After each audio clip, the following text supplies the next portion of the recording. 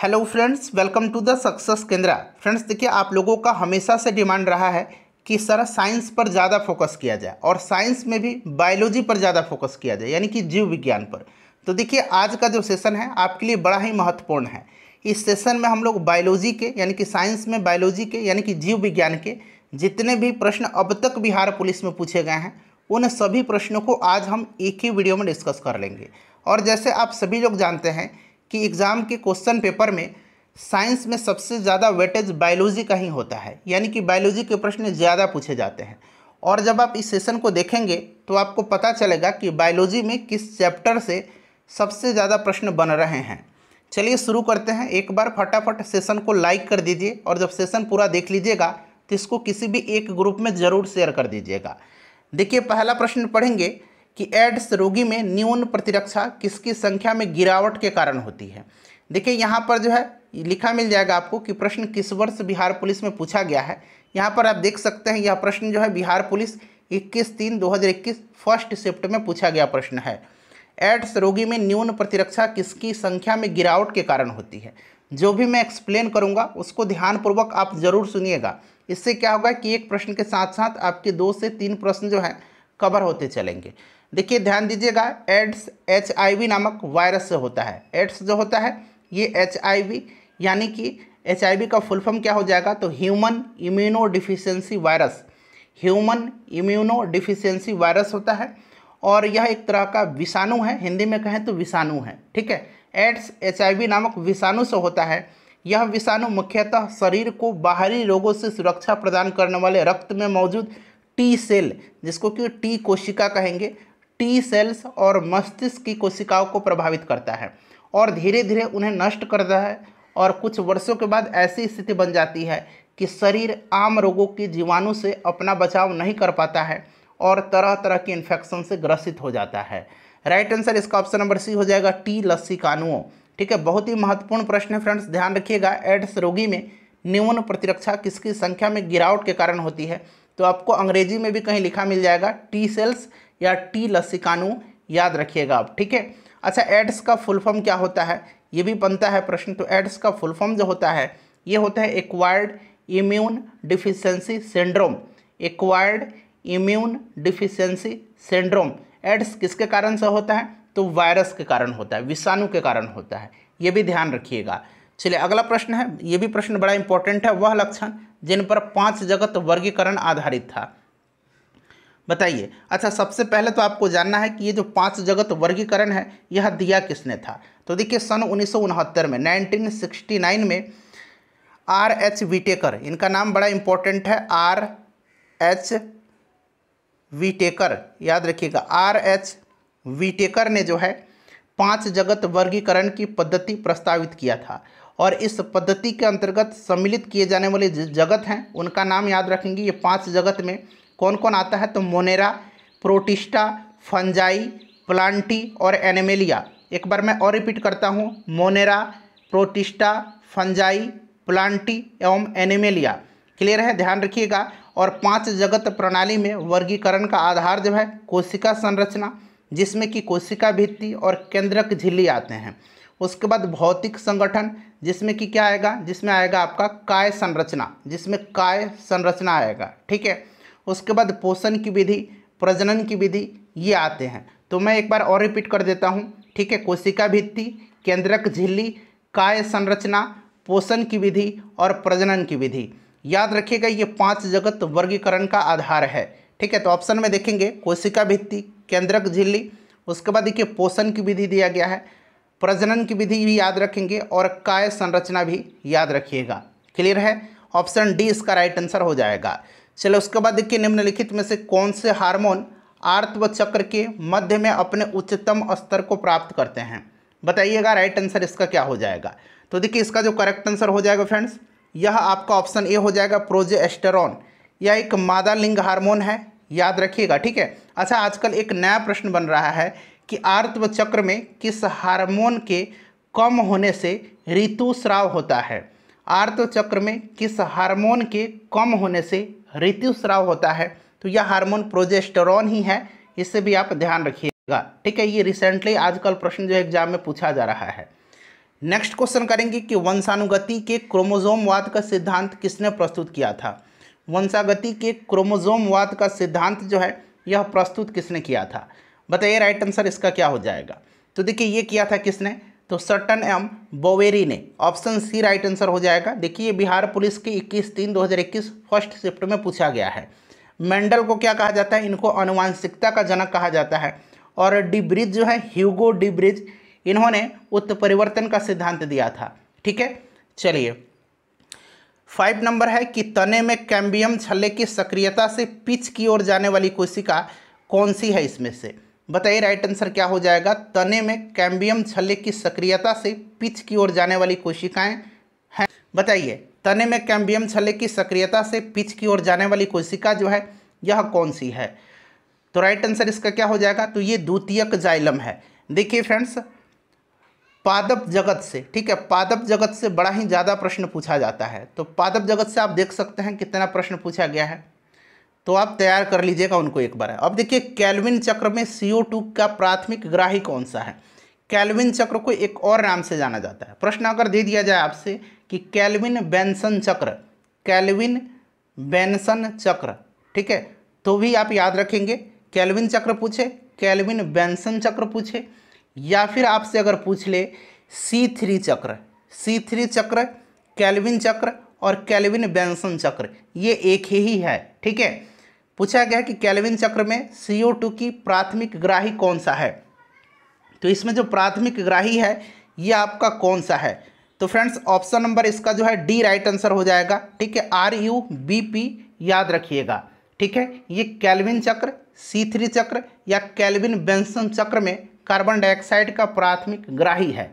उसके बाद एक है C4 चक्र। ठीक है, C4 चक्र याद रखिएगा। C4 चक्र को हम लोग कहते हैं हैच और स्लैक चक्र, इसको कहा जाता है हैच और स्लैक चक्र। ठीक है, याद रखिएगा, हैच और स्लैक चक्र इसको कहा जाता है।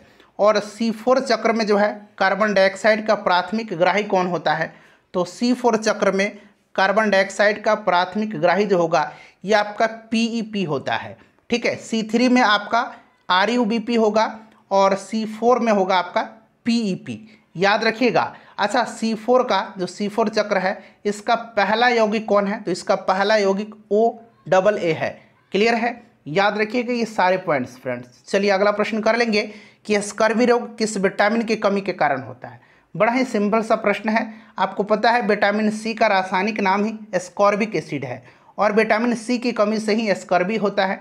विटामिन A का रासायनिक नाम रेटिनॉल है और इसकी कमी से रतौंधी और जीरोप्लेथेमिया नामक रोग होता है, जीरोप्लेथेल्मिया नामक रोग होता है। ठीक है, विटामिन B का रासायनिक नाम क्या है, थायमिन है, इसकी कमी से बेरी होता है। विटामिन D का रासायनिक नाम क्या है, बताएंगे आप कमेंट करके। ठीक है, विटामिन D का रासायनिक नाम क्या है। और विटामिन D की कमी से बच्चों में रिकेट्स होता है, हड्डी संबंधी इससे बीमारी होती है। ठीक है, ऑस्टियोपोरोसिस भी होता है इससे। चलिए नेक्स्ट क्वेश्चन करेंगे। और विटामिन D का रासायनिक नाम कैल्सीफेरॉल होता है। चलिए मैं बता देता हूँ, किस जीवाणु की क्रिया से दूध दही में जम जाता है, बताएंगे राइट आंसर इसका क्या होगा। तो देखिए यह जो जीवाणु है यह कौन सा जीवाणु है, राइट आंसर इसका क्या हो जाएगा, तो ये लैक्टिक एसिड बैक्टीरिया है। ठीक है, लैक्टिक एसिड बैक्टीरिया, लैक्टोबैसिलस।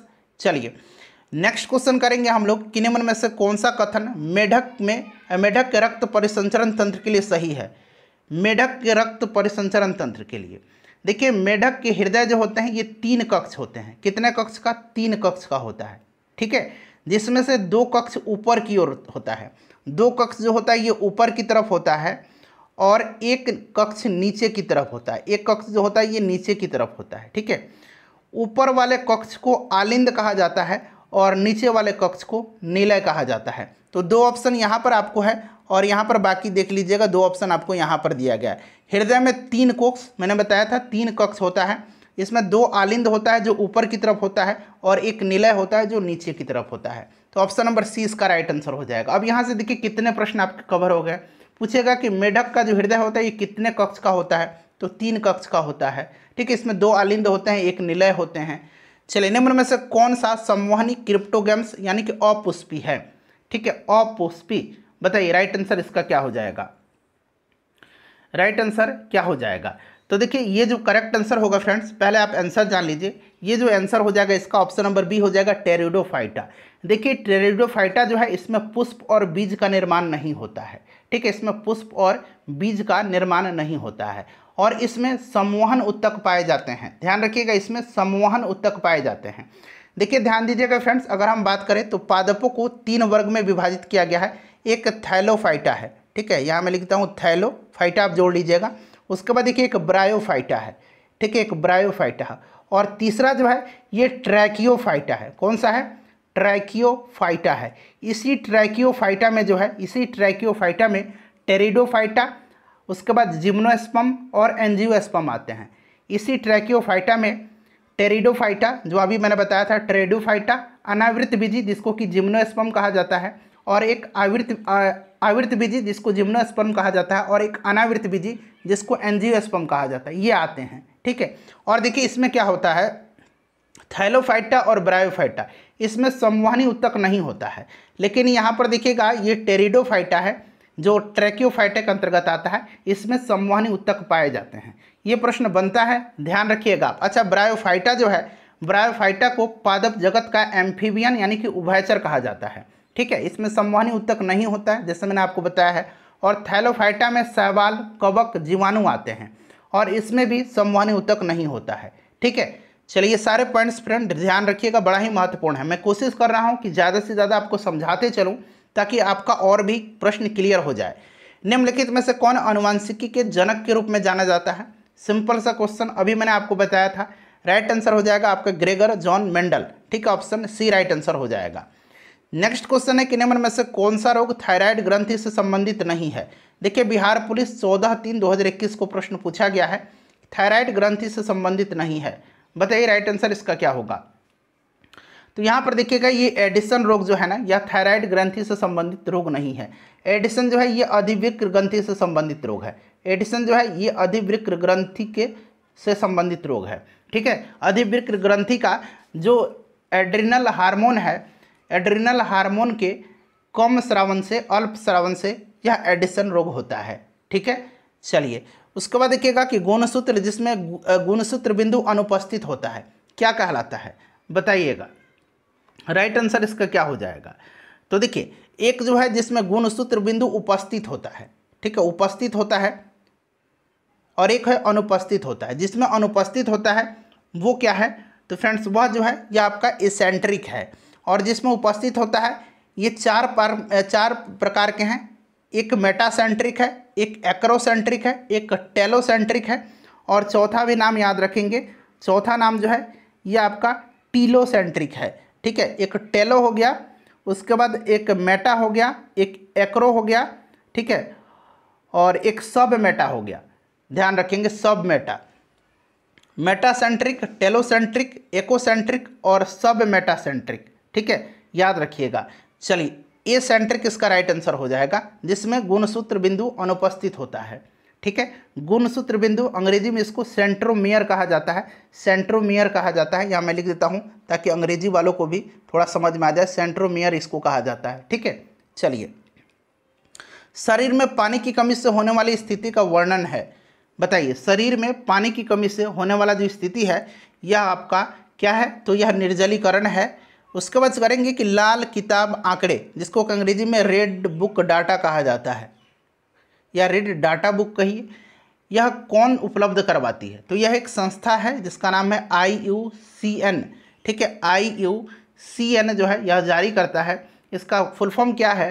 तो इसका फुल फॉर्म है international union for conservation of nature, और इसमें जो है विलुप्त प्राय पादप और जंतुओं जो है इसमें उपलब्ध कराए जाते हैं। तो ऑप्शन डी इसका राइट आंसर हो जाएगा। चलो उसके बाद देखिए टमाटर का रंग लाल होता है। टमाटर का रंग लाल जो होता है ये होता है लाइकोपिन के कारण, ठीक है। अच्छा, एंथोसाइनिन के कारण प्याज का रंग लाल होता है, अनार का रंग लाल होता है, सेब का रंग लाल होता है, बीटा कैरोटीन के कारण गाजर का रंग नारंगी होता है, ठीक है। सारे पॉइंट्स को ध्यान रखिएगा। चलिए कॉर्क कोशिकाओं की भित्ति पर जमा हुआ पदार्थ होता है। कॉर्क कोशिकाओं की भित्ति पर जमा हुआ पदार्थ होता है। देखिए कॉर्क जो है ये सुबेरिन नामक रासायनिक पदार्थ से बनती है। सुबेरिन नामक रासायनिक पदार्थ से बनती है कॉर्क, याद रखिएगा आप। चलिए उसके बाद देखिएगा कौन सा रोग संक्रमित मच्छर के काटने से नहीं होता है।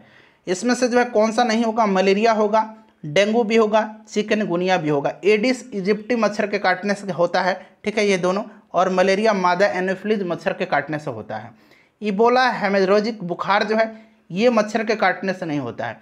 इसका जो संक्रमण होता है यानी कि इसका जो वाहक होता है ये फ्रूट बैट होता है, ठीक है, जिसको कि फल खाने वाला चमगादड़ कहा जाता है। नेक्स्ट क्वेश्चन है हमारा कि नेत्र का कौन सा भाग उसके अंदर प्रवेश करने वाले प्रकाश को नियंत्रित करता है। तो फ्रेंड्स इसका जो करेक्ट आंसर हो जाएगा क्या है, देखिए यहाँ पर 2 ऑप्शन हैं और बाकी 2 ऑप्शन यहाँ पर दिया गया है। तो ये परितारिका है, ठीक है, परितारिका है। ऑप्शन नंबर सी इसका राइट आंसर हो जाएगा, आइरिस है।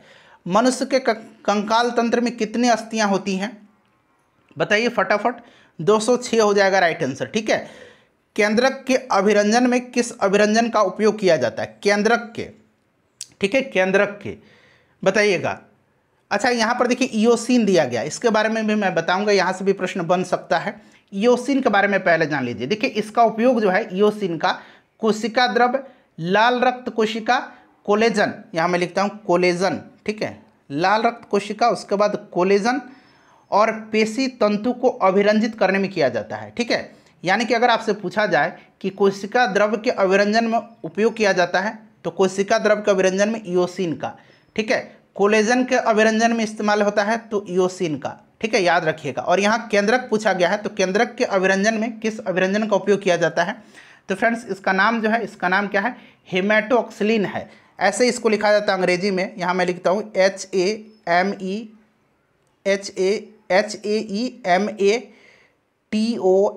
HAMETOXILIN। अब यहाँ पर देखिए इसको हेमेटोजाइलिन भी यहाँ पढ़ सकते हैं आप, देखिए XYLIN है, जाइलिन भी है, और कहीं कहीं इसको हेमेटोऑक्सिलिन लिखा हुआ रहेगा, ठीक है। तो आप कंफ्यूज मत होइएगा, हेमेटोऑक्सिलिन लिखे या हेमेटोजाइलिन लिखे, ठीक है। ये केंद्रक के अभिरंजन में उपयोग होने वाला अभिरंजन है, ठीक है। चलिए अगला प्रश्न करेंगे कि पर्णाभ स्तंभ का उदाहरण है। पर्णाभ स्तंभ का उदाहरण जो है इसमें से कौन सा है, तो फ्रेंड्स इसमें से नागफनी हो जाएगा, ठीक है। जीन अभियांत्रिकी में जीन का क्या किया जाता है, तो जीन अभियांत्रिकी में जीन का जो है मैनिपुलेशन किया जाता है, ठीक है। ऑप्शन डी राइट आंसर इसका हो जाएगा। देखिए खाली स्थान दिया गया, कोशिका में डीएनए होता है, बताइए राइट आंसर क्या हो जाएगा, किस कोशिकांग में डीएनए होता है, तो सिंपल सा क्वेश्चन है भाई, केंद्रक में डीएनए होता है। चलिए जीव कृमि या एकॉर्न वर्म, ठीक है, किसका साधारण भाषा में नाम है, तो यह किसका नाम है, तो फ्रेंड्स यह नाम है, right answer option number A हो जाएगा, बेलेनोग्लोसस का, ठीक है। चलिए अगला प्रश्न है हमारा कि चीरो, यहाँ पर देखिए ध्यान से पढ़िएगा, यहाँ से 3-4 प्रश्न मैं आपका कवर करवाऊंगा। देखिए चीरो पेटेरोफिली, ठीक है, चीरो पेटेरोफिली में फूलों का परागण किसके द्वारा होता है, तो देखिए जब चमगादड़ के द्वारा जो है, चमगादड़ के द्वारा फूलों का परागण होता है उसको कहा जाता है चीरो पेटेरोफिली, ठीक है, ये चमगादड़ हो जाएगा। कीटों के द्वारा अगर परागण होगा इसको क्या कहेंगे, तो इसको हम लोग कहेंगे एंटोमोफिली, इसको क्या कहेंगे, एंटोमोफिली कहेंगे, ठीक है, एंटोमोफिली कहेंगे। क्लियर है, याद रखिएगा आप, क्लियर। चलिए उसके बाद अगर पक्षी के द्वारा हो उसको क्या कहेंगे, तो पक्षी के द्वारा होगा तो उसको हम लोग कहेंगे ऑर्निथोफिली, उसको क्या कहेंगे, ऑर्निथोफिली, उसको क्या कहेंगे, ऑर्निथोफिली कहेंगे, ठीक है। हवा के द्वारा होगा उसको क्या कहेंगे, तो हवा के द्वारा होगा इसको एनेमोफिली कहेंगे, एनेमोफिली, ठीक है, एनेमोफिली कहेंगे, याद रखिएगा। उसके बाद जल के द्वारा हो तो उसको हाइड्रोफिली कहेंगे, जल के द्वारा होगा तो इसको हाइड्रोफिली कहेंगे। ये सारे पॉइंट्स फ्रेंड्स आप प्लीज़ ध्यान रखिएगा, ठीक है। चलिए नेक्स्ट क्वेश्चन है कि प्राकृतिक चुनाव का सिद्धांत किसके द्वारा दिया गया था, प्राकृतिक वर्ण का सिद्धांत जो है यह दिया था किसने, तो चार्ल्स डार्विन ने। द ओरिजिन ऑफ स्पीसीज पुस्तक आपको याद है ना, डार्विन की है। देखिए प्रत्येक विक्र में कौन से अनेक निस्पंदन एकक उपस्थित होते हैं, प्रत्येक वृक्क में कौन से अनेक निस्पंदन एकक उपस्थित होते हैं, तो फ्रेंड्स ये वृकाणु हैं, ठीक है, वृकाणु राइट आंसर हो जाएगा। किस कोशिकांग को कोशिका की आत्मघाती थैली के नाम से जाना जाता है, कोशिका की आत्महत्या की थैली कहा जाता है लाइसोसोम को, ठीक है। राइबोसोम को जो है बताइए क्या कहा जाता है, प्रोटीन की फैक्ट्री कहा जाता है, ठीक है। चलिए उसके बाद माइटोकॉन्ड्रिया को पावर हाउस कहा जाता है कोशिका का। कुछ न्यूक्लिक अम्ल एंजाइम की तरह व्यवहार करते हैं, वे क्या कहलाते हैं, कुछ न्यूक्लिक अम्ल जो हैं ये एंजाइम की तरह व्यवहार करते हैं, वे क्या कहलाते हैं? तो फ्रेंड्स वे कहलाते हैं राइबोजाइम्स। ठीक है, चलिए नेक्स्ट क्वेश्चन कर लेंगे। क्वेश्चन नंबर हमारा अगला है कि एक मानव युग्मनज होता है। देखिए याद रखिएगा, एक मानव युग्मनज जो होता है ये द्विगुणित होता है। ठीक है, कैसा होता है? यह द्विगुणित होता है, याद रखिएगा। चलिए अगला प्रश्न है कि कॉर्पोरेरा, यहाँ पर देखिए कॉर्पोरा क्वाड्रिजेमिना किस में होता है? कॉर्पोरा क्वाड्रिजेमिना जो होता है यह कॉर्पोरा क्वाड्रिजेमिना, ध्यान से सुनिए, देखिए मध्य मस्तिष्क जो है, मध्य मस्तिष्क हमारा यह 4 पिंड से बना होता है। इन पिंडों को कॉर्पोरा क्वाड्रिजेमिना कहा जाता है। ऊपर की ओर 2 पिंड होता है और नीचे की ओर 2 पिंड होता है। ठीक है, क्योंकि 4 पिंड से यह बना होता है हमारा मध्य मस्तिष्क। ऊपर की ओर जो 2 पिंड होता है इसको हम लोग कहते हैं, क्या कहते हैं इसको हम लोग टैक्टम कहते हैं। और नीचे की ओर जो पिंड होता है उसको हम लोग कहते हैं टेंगमेंटम। ठीक है, इसको टेंगमेंटम कहते हैं। क्लियर है? अब देखिए टैक्टम जो होता है ना, टैक्टम देखने के लिए उत्तरदायी होता है और टेंगमेंटम जो होता है यह सुनने के लिए उत्तरदायी होता है। तो ये सभी भी आप ध्यान रखिएगा। राइट आंसर इसका मस्तिष्क हो जाएगा। उसके बाद देखिए पत्तियों के रंग रतबरा जल क्षति क्या कहलाती है? बताइए राइट आंसर इसका क्या हो जाएगा? तो फ्रेंड्स यह जो कहलाती है यह वाष्प उत्सर्जन कहलाती है। क्या कहलाती है? यह कहलाती है वाष्प उत्सर्जन। ठीक है, देखिए ओरल पोलियो वैक्सीन OPV किस वैज्ञानिक ने खोज किया था? अच्छा, सिंपल अगर पूछता कि पोलियो वैक्सीन का खोज किसने किया था तो ये जोनास साल्क हो जाता। ओरल पोलियो वैक्सीन का खोज किया था अल्बर्ट सैबिन ने। ऑप्शन डी राइट आंसर इसका हो जाएगा। ठीक है फ्रेंड्स, एडवर्ड जेनर ने टीकाकरण का खोज किया था और इनको प्रतिरक्षा प्रणाली का जनक कहा जाता है। एडवर्ड जेनर ने जो है इन्होंने चेचक के टीके का भी खोज किया था। लुई पास्टर ने रेबीज के टीके का खोज किया था। यहाँ पर देखिए सही क्रम आपको चुनना है। देख सकते हैं बिहार फॉरेस्टर के एग्जाम में यहाँ पूछा गया प्रश्न है 2020 में जो फॉरेस्टर का पेपर हुआ था। बताइए, तो देखिए कोशिकाओं के समूह को उत्तक कहा जाता है, उत्तकों के समूह को अंग कहा जाता है और अंग मिलकर के एक अंग प्रणाली बनाते हैं। ठीक है, तो ऑप्शन ए ये बिल्कुल क्रम सही दिया गया है। चलिए उसके बाद देखिएगा कि उत्तक संवर्धन में खाली स्थान दिया गया है को विट्रो में उगा करके विषाणु मुक्त पादप तैयार किया जाता है। उत्तक संवर्धन में जो है विभाज्योत्तक को, ठीक है, विभाज्योत्तक को विट्रो में उगा करके विषाणु मुक्त पादप तैयार करते हैं। निम्नलिखित में से कौन सा जीव समूह भूमि की उर्वरा शक्ति बढ़ाने में सहायक होता है? भूमि की उर्वरा शक्ति बढ़ाने में सहायक जो होता है यह आपका साइनोबैक्टीरिया है। साइनोबैक्टीरिया, इसको नीलहरित शैवाल कहा जाता है। नीलहरित शैवाल इसको कहा जाता है। ठीक है, चलिए याद रखिएगा नीलहरित शैवाल।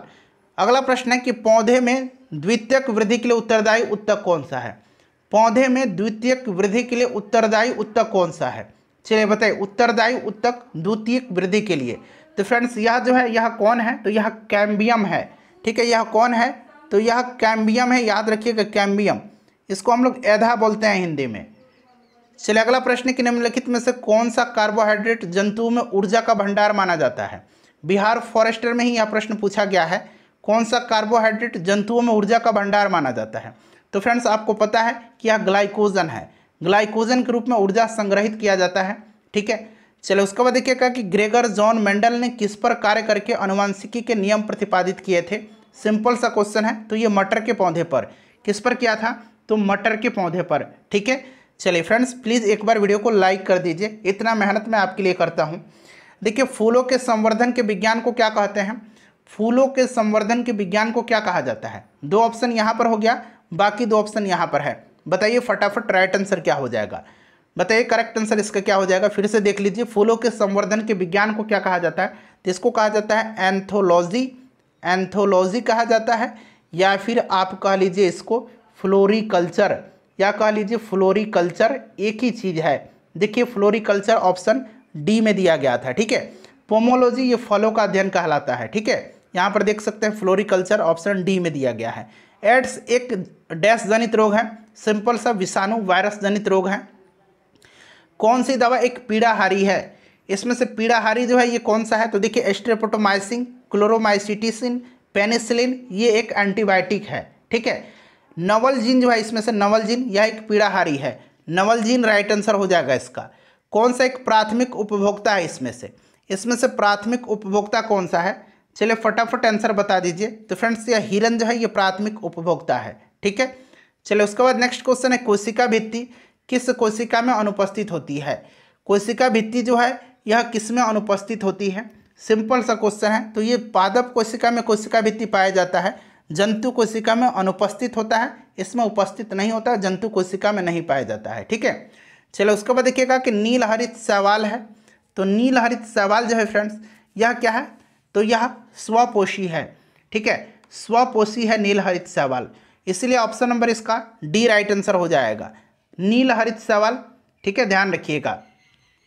रक्त का थक्का जमने के लिए आवश्यक विटामिन कौन सा है? तो ये विटामिन के है। सिंपल सा क्वेश्चन है, विटामिन के। देखिए कोशिकीय पूर्ण सख्तता, अंग्रेजी में इसको क्या कहेंगे? कोशिकीय पूर्ण, सेलुलर टोटोपोटेंसी। ठीक है, यहाँ मैं लिख देता हूँ सेलुलर टोटोपोटेंसी। जो अंग्रेजी वाले हैं थोड़ा सा अंग्रेजी में समझ लीजिएगा। ठीक है, तो कोशिकीय पूर्ण सख्तता की अवधारणा प्रस्तुत करने वाले वैज्ञानिक हैं। तो ये जो वैज्ञानिक हैं इनका नाम क्या है? तो हैबरलैंड है। Option number D right answer हो जाएगा। निम्नलिखित में से कौन सा एक कोशिकीय जीव है? एक कोशिकीय जीव जो होते हैं ये कौन कौन से होते हैं? तो एक अमीबा होता है, पैरामीशियम होता है और जीवाणु का नाम याद रखिएगा। अमीबा, पैरामीशियम और जीवाणु ये एक कोशिकीय जीव होते हैं। तो देखिए यहाँ पर जीवाणु दिया गया है। उसके बाद देखिए निम्नांकित में से कौन सा एक स्वपोषी घटक नहीं है? स्वपोषी घटक इसमें से कौन सा नहीं है? फटाफट बता दीजिए। तो ये अपघटक जो है स्वपोषी नहीं है, बाकी हरे पौधे अपना खाना स्वयं बनाते हैं। नील हरित शैवाल अभी मैंने आपको बताया भी था, प्रकाश संश्लेषी जीवाणु ये भी बनाते हैं। पुष्प के किस भाग से केसर उत्पन्न होता है? भाई बड़ा महत्वपूर्ण है। तो ये वर्तिकाग्र या वर्तिका से। ठीक है, कॉफी पुष्प के कॉफी जो होता है ये बीज से प्राप्त किया जाता है। ठीक है, कॉफी बीज से प्राप्त होता है। लौंग जो है या लौंग पुष्प के कली से प्राप्त होता है, लौंग पुष्प कली से। कहीं कहीं आपको शुष्क पुष्प कली मिलेगा। ठीक है, तो याद रखिएगा लौंग। उसके बाद देखिएगा कि वर्मी कंपोस्ट में संलग्न मुख्य जीव का नाम क्या है? तो वर्मी कंपोस्ट में केंचुआ। ठीक है, केंचुआ राइट आंसर हो जाएगा इसका। जीन प्रवर्धन तकनीक जिसे हम लोग पीसीआर कहते हैं, पीसीआर का फुल फॉर्म क्या होता है? इसका फुल फॉर्म होता है polymerase chain reaction. Polymerase chain reaction, इसको विकसित किसने किया था? देखिए 2020 में यह पूछा गया प्रश्न है बिहार पुलिस में। पॉलीमरेज चैन रिएक्शन इसका खोज किया था किसने? तो कैरी मुलिस ने। किसने किया था? कैरी मुलिस ने। नाम याद रखिएगा इसका। वंशानुगत के क्रोमोसोमवाद का सिद्धांत जो है किसने प्रस्तुत किया था? तो फ्रेंड्स यह जो प्रस्तुत किया था इनका नाम क्या है? तो सटन और बोवेरी हैं। ठीक है, सटन और बोवेरी मैंने आपको करा भी दिया है। ठीक है, सटन और बोवेरी इसका राइट आंसर हो जाएगा, सटन और बोवेरी हो जाएगा। क्लियर? चलिए उसके बाद आपको याद है ना कि वाटसन और क्रिक ने क्या किया था? तो डीएनए के द्विकुंडलित संरचना को प्रस्तुत किया था। ठीक है, अच्छा डीएनए का खोज किसने किया था? डीएनए का खोज किसने किया था? बताएंगे आप क्या? डीएनए का खोज किसने किया था? चलिए आप कमेंट करके मुझे बताइए, तब तक मैं आगे आपको बता दूंगा। पहले आप कमेंट करके बता दीजिए, आगे मैं आपको बता दूंगा कि डीएनए का खोज किसने किया था। ठीक है, चलिए right answer option number B हो जाएगा इसका। राइट आंसर इसका क्या हो जाएगा? ऑप्शन नंबर बी हो जाएगा। चलिए आगे करेंगे। नेक्स्ट क्वेश्चन है कि मधुमक्खी पालन का वैज्ञानिक नाम क्या है? मधुमक्खी पालन का वैज्ञानिक नाम क्या है? तो इसका जो वैज्ञानिक नाम है वो क्या है? बताइए कमेंट करके। तो ये एपीकल्चर है, सेरीकल्चर रेशम कीट पालन, वर्मीकल्चर केंचुआ पालन। ठीक है, चलिए बोमेन संपुट किस तंत्र का भाग है? बोमेन संपुट जो है यह किस तंत्र का भाग है? चलिए देखिए डीएनए का खोज जो है ये किसने किया था? मैं आपको बता देता हूँ। फ्रेडरिक मिस्सर ने किया था। किसने किया था? तो फ्रेडरिक मिस्सर ने किया था, याद रखिएगा। ठीक है, वाटसन और क्रिक ने नहीं किया था, ये क्या था? फ्रेडरिक मिस्सर ने, याद रखिएगा इनका नाम। चलिए बोमेन संपुट जो है यह किसका भाग है? बोमेन संपुट जो है यह वृक्क नलिका का हिस्सा है। और वृक्क नलिका जो है, वृक्क नलिका, वृक्क जो है ये उत्सर्जन तंत्र का अंग भाग है, तो ये उत्सर्जन तंत्र हो जाएगा। निम्नलिखित में से कौन सा पादप एक बैक्टीरिया रोधी दवा का स्रोत नहीं है? जरा ध्यान से मेरे भाई, नहीं तो आप फटाफट सिनकोना पर मार दीजिएगा। चलिए बताइएगा कौन सा इसमें से नहीं है। अब यहाँ पर देखिएगा फ्रेंड्स, यहाँ पर बैक्टीरिया रोधी पूछा गया है और सिनकोना जो कि मलेरिया जो है इसकी छाल से कुनैन सिनकोना, इससे मलेरिया रोधी दवा बनती है। तो आपको पता है ना मलेरिया एक परजीवी रोग है, बैक्टीरिया नहीं है। ठीक है, तो इसीलिए सिनकोना राइट आंसर हो जाएगा। चलिए सिनकोना, क्लियर है। चलिए नेक्स्ट क्वेश्चन कर लेंगे। कि निम्नलिखित में से किसको दुग्ध शर्करा भी कहते हैं? बताइए राइट आंसर क्या हो जाएगा। तो इसमें से कहेंगे किसको? दुग्ध शर्करा। तो फ्रेंड्स ये लैक्टोज है, ठीक है। चलिए, नर प्रजनन तंत्र के संदर्भ में कौन सा विकल्प सही है? तो इसमें से देखिए नर प्रजनन तंत्र पूछा गया है, तो केवल मतलब पुरुषों में पाया जाने वाला जो होना चाहिए। तो इसमें से देखिए प्रोस्टेट ग्रंथि, टेस्टोस्टेरोन और शुक्राणु। बाकी देख लीजिए, यहाँ पर देखिए शुक्राणु है, ये पुरुष में पाया जाता है, ये महिला में पाया जाता है। यहाँ पर देखिए ये महिला में पाया जाता है, ये पुरुष में पाया जाता है। फिर यहाँ पर देखिएगा ये पुरुष में पाया जाता है, ये महिला में पाया जाता है, ये पुरुष में पाया जाता है, ठीक है। तो ये वाला सिर्फ पुरुषों में पाया जाता है। चलिए, ऑप्शन बी इसका राइट आंसर हो जाएगा। उसके बाद देखिए निम्न में से कौन सा अंग मनुष्य के मादा प्रजनन से संबंधित नहीं है? मादा प्रजनन से संबंधित नहीं है। देखिए उसी तरह का प्रश्न जो है फिर से पूछ लिया गया है, तो आप देख सकते हैं इस तरह के प्रश्न बनते हैं बिहार पुलिस में। तो वृषण जो है ये पुरुष प्रजनन तंत्र का है या मादा प्रजनन तंत्र का हिस्सा नहीं है। चलिए, उसके बाद देखिए कौन सा जंतु चीर डिम्बता दर्शाता है? चीर डिम्बता कौन सा जीव दर्शाता है? तो यह जीव जो है ये फ्राइनोसम है, ठीक है, फ्राइनोसोम। नेक्स्ट है कि मानव के रुधिर का विडाल टेस्ट किसके संक्रमण को दर्शाता है? तो विडाल टेस्ट किया जाता है टाइफाइड में। किसमें? टाइफाइड में किया जाता है। आपको पता है टाइफाइड जो होता है ये साल्मोनेला टाइफी नामक जीवाणु से होता है, ठीक है। तो साल्मोनेला टाइफी की जांच, संक्रमण की जांच के लिए। चलिए अगला प्रश्न करेंगे। नेक्स्ट क्वेश्चन है कि निम्नलिखित में से कौन से वृक्ष में अपस्थानिक मूल यानी कि अपस्थानिक जड़ पाई जाती है? अपस्थानिक जड़ किस में पाई जाती है? देखिए, एक मुसला जड़ है और एक अपस्थानिक जड़ है। मुसला जड़ जो होता है, इस प्रकार की जड़ में मूलांकुर विकसित होकर के मुख्य जड़ का निर्माण करते हैं। मुसला जड़ में क्या होता है? मूलांकुर विकसित होकर के, ठीक है, यहाँ मैं लिखता हूँ मूलांकुर विकसित होकर के जो है मुख्य जड़ का निर्माण करते हैं। और अपस्थानिक में क्या होता है? मूलांकुर के अतिरिक्त पौधे के किसी अन्य भाग से विकसित होकर के जड़ का निर्माण होता है। बरगद पर आप देखते हैं ना कि जड़ जो है ऊपर से भी, टहनी से भी लटका रहता है, इसीलिए बरगद जो है ये अपस्थानिक जड़ है, ठीक है। बरगद, अमर बेल, याद रखिएगा। क्लियर है? चलिए, क्वेश्चन नंबर 64 है हमारा कि पक्षियों में तेल अथवा पीन ग्रंथि किस भाग में होती है? पक्षियों में तेल अथवा पीन ग्रंथि जो होती है यह होती है पूंछ के आधार भाग पर। वह पादप जिसमें बीज फूलों के भीतर होते हैं वे क्या कहलाते हैं? फूलों के भीतर होते हैं, यानी कि इसको कहा जाता है आवृत बीजी, एंजियोस्पर्म कहा जाता है, ठीक है, एंजियोस्पर्म कहा जाता है। क्लियर है? और जिनके बीज जो होते हैं पुष्प और बीज ये टहनियों वगैरह पर होते हैं उनको जिम्नोस्पर्म कहा जाता है, यानी कि अनावृत बीजी इनको कहा जाता है, ठीक है। चलिए अगला प्रश्न है हमारा कि निम्न में से कौन सा एक रूपांतरित तना है? रूपांतरित तना का उदाहरण इसमें से कौन सा है?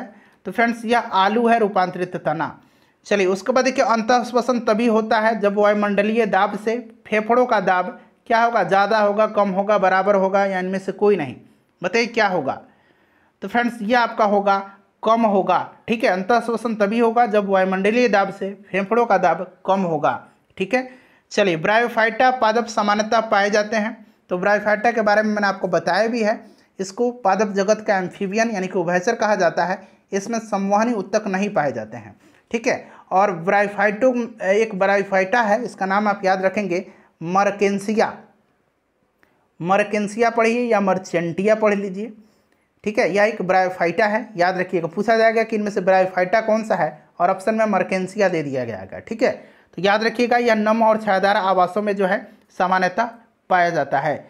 चलिए अगला प्रश्न करेंगे कि जैव पुष्टिकरण खाली स्थान दिया गया के लिए पादप प्रजनन है। जैव पुष्टिकरण जो है यह रोग प्रतिरोधकता, पीड़कों के प्रति प्रतिरोधकता और उन्नत खाद्य श्रृंखला उपरोक्त सभी के लिए एक पादप प्रजनन है। चलो उसके बाद देखिए अम्लीय जठर रस जो है किसके द्वारा स्रावित होता है? तो फ्रेंड्स यह अमाशय के द्वारा स्रावित होता है। मूली एक रूपांतरित क्या है? मूली एक रूपांतरित जड़ है, ठीक है। आलू तना है, याद रखिएगा। निम्नलिखित में से कौन सा रोग विषाणु से होता है? तो इसमें से विषाणु से जो होगा वो आपका एड्स तो मैंने बता ही दिया आपको, विषाणु से होता है, ठीक है। बाकी ये जीवाणु से होते हैं जितने भी दिए गए हैं। निम्न में से कौन गैर पारंपरिक ऊर्जा का स्रोत है? गैर पारंपरिक ऊर्जा का स्रोत इसमें से कौन है? चलिए बताइएगा राइट आंसर क्या हो जाएगा? करेक्ट आंसर इसका क्या हो जाएगा? करेक्ट आंसर फटाफट बता दीजिए। वायु जो है, वायु, पवन, उसके बाद अगर बात करें सौर, ठीक है, ये सारे अपारंपरिक यानी कि गैर पारंपरिक ऊर्जा के स्रोत हैं। बाकी पेट्रोल, तेल, कोयला ये सब पारंपरिक ऊर्जा के स्रोत हैं। चलिए, निम्न जंतुओं में से कौन सा जंतु एक पारितंत्र में एक समय में एक से अधिक पोषक स्तरों में प्रवेश कर सकता है? 2 ऑप्शन यहाँ पर है, बाकी 2 ऑप्शन यहाँ पर मैं आपको दिखा देता हूँ, देख लीजिए। चलिए, आप बताइए राइट आंसर यहाँ से ही है दोनों ऑप्शन में से। तो करेक्ट आंसर इसका ऑप्शन बी हो जाएगा, गौरैया। ठीक है, गौरैया हो जाएगा। और अगर हम बात करें कि जल में, पानी वगैरह में जो, उसमें मछलियाँ जो हैं एक समय में एक से अधिक पोषक स्तरों में प्रवेश करती हैं। ठीक है, चलिए क्वेश्चन नंबर 75 है हमारा कि किस क्षेत्र में योगदान के लिए ग्रेगर जॉन मेंडल जाने जाते हैं? तो इनको आनुवंशिकता का जनक कहा जाता है, आनुवंशिकी हो जाएगा। उसके बाद देखिए, आलू का कंद एक रूपांतरित, देखिए प्रश्न फिर से रिपीट हो गया है, तो यह एक तना है। वर्गीकरण की आधारित इकाई क्या है? वर्गीकरण, आधुनिक वर्गीकी का जनक माना जाता है किसको? तो कैरोलस लीनियस को माना जाता है। ठीक है, याद रखिएगा। राइट आंसर इसका जाति हो जाएगा ऑप्शन नंबर बी। चलिए अगला प्रश्न कर लेंगे कि रक्त का हृदय की ओर यहाँ बना लीजिए, हृदय की और विपरीत प्रवाह निम्नलिखित में से कौन सी रक्त वाहिका में होती है? तो फ्रेंड्स, यह जो होती है, यह होती है सीरा में। ठीक है, चलिए, सीरा में अशुद्ध रक्त होता है और धमनी में शुद्ध रक्त होता है, यानी कि ऑक्सीजन जनित रक्त होता है किसमें? यह सीरा में नहीं, धमनी में होता है, ऑक्सीजन रहित। ठीक है, चलिए नेक्स्ट क्वेश्चन है हमारा, द्विबीजपत्री पादप का पर्ण होता है? तो ये होता है आपका पृष्ठधारी। उसके बाद देखिए, उत्पादक और खाने के क्रम को क्या कहा जाता है? तो इसको कहा जाता है खाद्य श्रृंखला। ठीक है, इसको खाद्य श्रृंखला कहेंगे। आनुवंशिकता की सबसे छोटी इकाई क्या है? आनुवंशिकता की सबसे छोटी इकाई जो है फ्रेंड्स, यह जीन है। डीऑक्सीजनित रुधिर, डीऑक्सीजनित, ठीक है, यानी कि ऑक्सीजन रहित, जिसमें ऑक्सीजन नहीं है, शरीर में किस में आता है? तो फ्रेंड्स, यह जो आता है, यह किस में आता है? यह आता है दायां नीला में। प्रारंभिक खाद्य इसमें से कौन सा नहीं है? तो प्रारंभिक खाद्य जो है इसमें से दूध नहीं है। ठीक है, दूध जो है यह किसका घटिया स्रोत होता है? आपने 1000 दफ़ा पढ़ा होगा, जरा आंसर कमेंट करके मुझे बता दीजिएगा।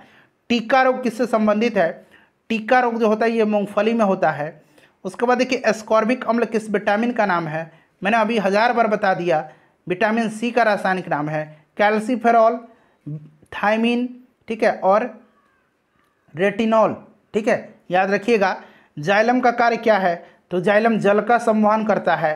ठीक है, यहाँ पर और भी देख लीजिए, ऑप्शन बी ही इसका राइट आंसर होगा। ठीक है, और फ्लोएम जो है यह भोज्य पदार्थों का खाद्य उत्पाद का संवहन करता है। कौन? फ्लोएम।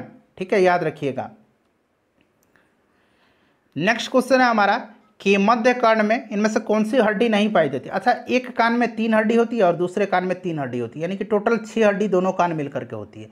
ये 3 हड्डी एक कान में पाई जाती है और दूसरे कान में, इनमें से एक इनकस होता है, एक मैलियस होता है और एक स्टेप्स होता है। ये एक एक हड्डी पाई जाती है एक कान में, और फिर एक एक हड्डी ये दूसरे कान में पाई जाती है, यानी कि 3 6 हड्डी पाई जाती है। हैमट नहीं है। ठीक है, याद रखिएगा। स्टेप्स सबसे छोटी हड्डी है हमारे शरीर की। फीमर सबसे लंबी हड्डी है, आपको पता है। निम्न में से कार्बोहाइड्रेट जो है नहीं पाया जाता है, तो कार्बोहाइड्रेट इसमें से जो है पालक में नहीं पाया जाता है। ठीक है, पालक में नहीं पाया जाता है।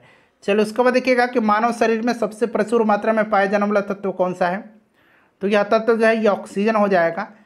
निम्नलिखित में से अंकुरन के लिए सामान्यतः किसकी आवश्यकता नहीं होती है? अंकुरन के लिए आवश्यकता किसकी नहीं होती है? तो अंकुरन के लिए पानी, हवा और ताप की आवश्यकता होती है, प्रकाश की आवश्यकता नहीं होती है। आपने अंकुरित किया भी होगा चने वगैरह घर में। ठीक है, लार्वा का कुछ परिवर्तनों के जरिए वयस्क में बदलने की प्रक्रिया क्या कहलाती है? तो यह प्रक्रिया कहलाती है वृद्धि और कायांतरण दोनों कहलाती है। ठीक है, अमरबेल किसका उदाहरण है? तो अमरबेल जो है यह क्या है? तो यह एक परजीवी है। ठीक है, वसीय पदार्थ ज़्यादा खाने से क्या होता है? तो वसीय पदार्थ ज़्यादा खाइएगा तो मोटा हो जाइएगा, मोटापा हो जाएगा। पौधे प्रकाश संश्लेषण के दौरान कौन सी गैस मुक्त करते हैं? तो प्रकाश संश्लेषण में ये कार्बन डाइऑक्साइड लेते हैं और ऑक्सीजन को छोड़ते हैं। ठीक है, ऑप्शन डी हो जाएगा राइट आंसर। चलिए उसके बाद नेक्स्ट क्वेश्चन कर लेंगे फ्रेंड्स। 95 नंबर है कि एग्रेस्टोलॉजी, अंग्रेजी में भी लिखा गया है, के अंतर्गत किसका अध्ययन किया जाता है? तो एग्रेस्टोलॉजी जो है इसमें किसका अध्ययन किया जाता है? तो घासों का अध्ययन एग्रेस्टोलॉजी कहलाता है। ठीक है, याद रखिएगा। पानी को रोगाणु मुक्त करने के लिए किस रसायन का उपयोग किया जाता है? तो इसमें क्लोरीन का इस्तेमाल किया जाता है। ठीक है, सिंपल सा क्वेश्चन है। ईस्ट के द्वारा शर्करा का अल्कोहल में परिवर्तन क्या कहलाता है? ये फर्मेंटेशन कहलाता है भाई। इसको किण्वन बोलते हैं हिंदी में, ठीक है। मानव खोपड़ी में हड्डियों की संख्या यहाँ पर देखिए पूछा गया है, तो राइट आंसर इसका हो जाएगा 29, ठीक है। चलिए ऑप्शन के हिसाब से पोलियो और चेचक रोग होता है। पोलियो और चेचक ये वायरस से होते हैं, ये वायरस के कारण होते हैं, ये रोग विषाणु के कारण होते हैं, ठीक है। चलो उसके बाद देखिएगा कि चिकित्सा के रूप में एक्सरे का प्रयोग निम्नलिखित में से किस प्रकार की बीमारी के लिए किया जाता है। तो फ्रेंड्स यह किया जाता है विकृति जनित बीमारी के लिए, ठीक है। देखिए 100 प्रश्न मैंने आपको करा दिया, 100 ही प्रश्न दिया गया है इसमें, तो सारे के सारे बायोलॉजी का प्रश्न हमारा कवर हो